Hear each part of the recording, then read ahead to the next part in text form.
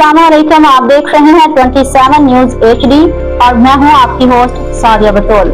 नजर डालते हैं आज की अहम तरीन खबरों पर।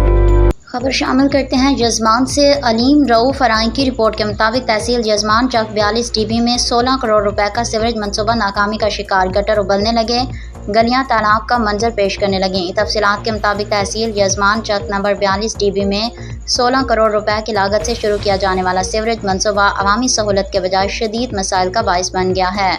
मौसूला वीडियो फुटेज में मकामी सहाफ़ी की रिपोर्ट के मुताबिक मुतादिद मकामात पर गटर उबल रहे हैं और गंदा पानी सड़कों और गलियों में फैल रहा है। रिपोर्ट में बताया गया है कि निकासी आब का मौसर निज़ाम ना होने के बायस गलियां बारिश के बगैर भी तालाब का मंजर पेश कर रही हैं, जिससे शहरियों को आमदरफ्त में शदीद मुश्किलात का सामना है, जबकि ताफुन और बीमारियों के फैलने का खतरा भी बढ़ गया है।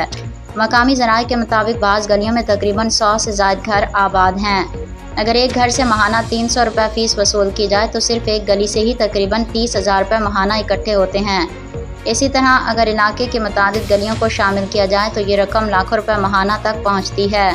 ताहम उसके बावजूद ज़मीनी सूरत हाल इंतहाई अबतर है। इलाका मकीनों के मुताबिक सीवरेज लाइन बिछाने के बावजूद अमली तौर पर निकासी आब का निज़ाम नाकाम नज़र आता है और गटर उबलने के बायस गंदा पानी मुसलसल सड़कों पर बह रहा है।